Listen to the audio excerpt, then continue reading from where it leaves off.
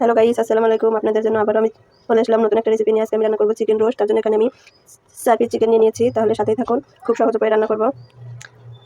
আগে থেকে আমি এগুলো হালকা লবণ মেখে রেখেছিলাম, এখন এটাকে ভাজতে হবে। সাথেই থাকুন। প্রথমে আমি নিয়ে নিলাম এক কাপ পরিমাণ সয়াবিন তেল। এখন এটার মধ্যে পেস্টটাকে আগে ভেজে নিতে হবে বেরেস্তার জন্য। তার জন্য পেস্টটাকে সুন্দর করে ভেজে নিব।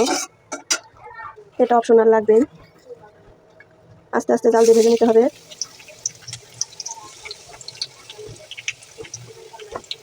এই দেখেন, সুন্দর করে নেড়ে চেড়ে ভাজতে হবে। খুব সহজ উপায়ে আপনাদেরকে শেখাবো।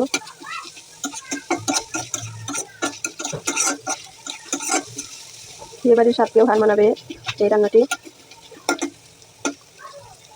এরকম করে আস্তে আস্তে নেড়ে চেড়ে ভেজে নেব।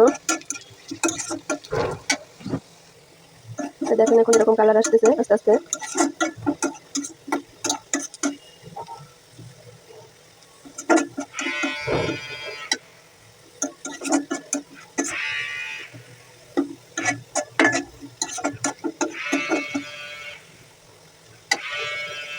দেখেন, কালারটা চেঞ্জ হয়ে গেছে প্রায়।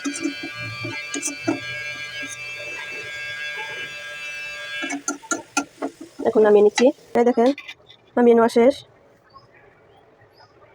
নামিয়ে নেওয়া হয়ে গেছে। এখন যে তেলগুলো আছে এটার মধ্যে আমি চিকেনগুলোকে ভেজে নিব সুন্দর করে। চিকেনগুলো এখন আমি তেলের মধ্যে আস্তে আস্তে ছেড়ে দেবো।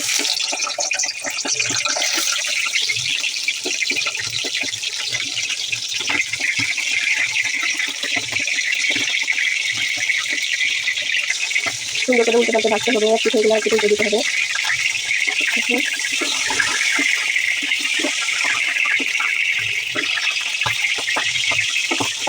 দেখেন, হয়ে গিয়েছে। সেরকম করে অত ভাজা যাবে না, অল্প পরিমাণে ভাজতে হবে।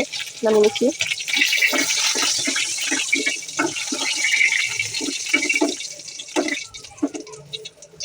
অবশিষ্ট যে ছিল এগুলো ভেজে নিব।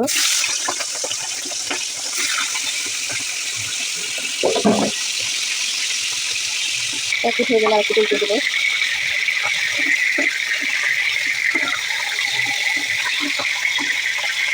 দেখেন, হয়ে গিয়েছে। এখন আমি নামিয়ে নিচ্ছি এগুলো।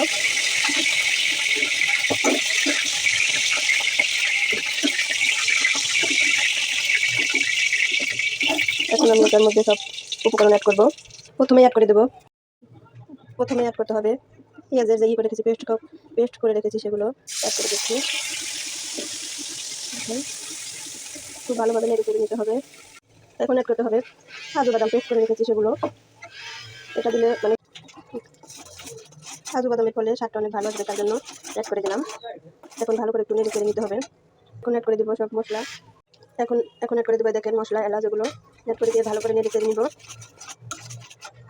এখন অ্যাড করে দেবো আদা বাটা 1 চামচ, রসুন বাটা 1 চামচ, জিরা বাটা 1 চামচ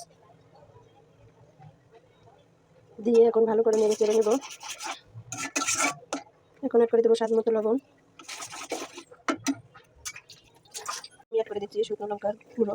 যার মতো দিবেন, যে আপনারা যারা বেশি ঝাল খান একটু বেশি পরিমাণে অ্যাড করবেন, যারা কম ঝাল খান তাদের বেশ কম পরিমাণে অ্যাড করবেন। রোস্টে একটু কম ঝাল দিলে মজা হয়, তার জন্য আমি কম করে অ্যাড করে দিলাম। এখন নেড়ে চেড়ে নেব। এখন অ্যাড করতে হবে যেটা স্পেশাল, এটা অ্যাড না করলেই নয়। এখন অ্যাড করতে হবে রাঁধুনি রেডিমিক্স রোস্ট মশলা। এখন আমি এটা অ্যাড করে দিব। এখন আমি অ্যাড করে দিচ্ছি সেই রোস্টের মশলা। পরিমাণ মতো অ্যাড করতে হবে। এখানে আমি 1 প্যাকেট এনে রেখেছিলাম, কিছুটা পরিমাণ এখান থেকে অ্যাড করে দিব। সবগুলো লাগবে না। হয়ে গেছে। খুব সুন্দর করে এখন আমি নেড়ে চেড়ে সুন্দর করে কষিয়ে নেব মশলাটাকে। এখন আমি অ্যাড করে দিব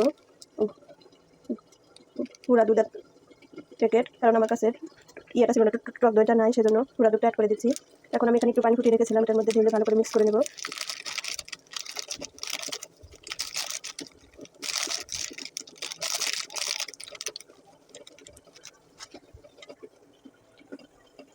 দেখেন হয়ে গেছে। এখন এগুলো অ্যাড করতে, এখন আমি পুরা দুধটা অ্যাড করে দিচ্ছি।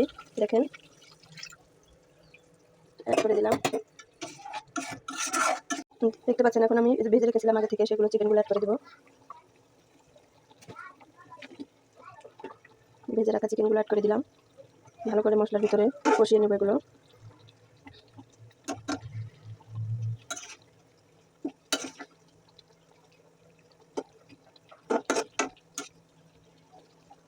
আর এখানে আমি অ্যাড করে দিব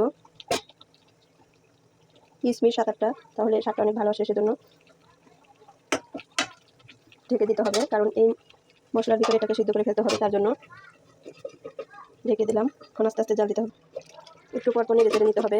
আর এখন আমি অ্যাড করে দিচ্ছি 4-5টা কাঁচা লঙ্কা, তাহলে ফ্লেভারটা ভালো আসবে। সেজন্য এখন আমি অ্যাড করে দেবো স্বাদের জন্য টমেটো সস। দেখেন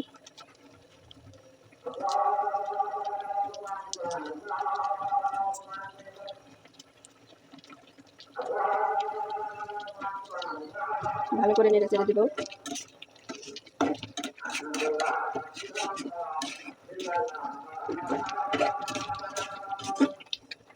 আমি অ্যাড করে দিচ্ছি আগে থেকে যে ভেজে রেখেছিলাম পেঁয়াজ কুচি, সেগুলো।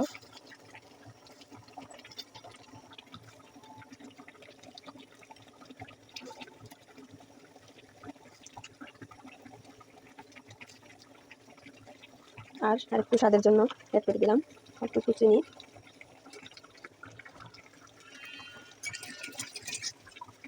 এখন অল্প কিছুক্ষণ নেড়ে চেড়ে নেবো, হয়ে যাবে আমার চিকেন রোস্ট।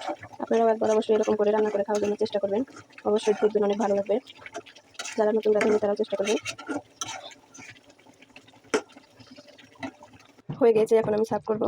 দেখেন কালারটা কত সুন্দর হয়েছে, আপনারাও একবার চেষ্টা করবেন, অবশ্যই দেখবেন অনেকটা ভালো লাগবে। তাহলে এখন আমি নেই, এই দেখেন হয়ে গেছে। দেখেন কালারটা কত সুন্দর লাগছে, আপনারা একবার এরকম করে খাওয়ার চেষ্টা করবেন, অবশ্যই ভালো লাগবে। তো সবাই সুস্থ থাকুন, ভালো থাকুন, আর আমাকে সাপোর্ট করুন। আল্লাহ হাফেজ।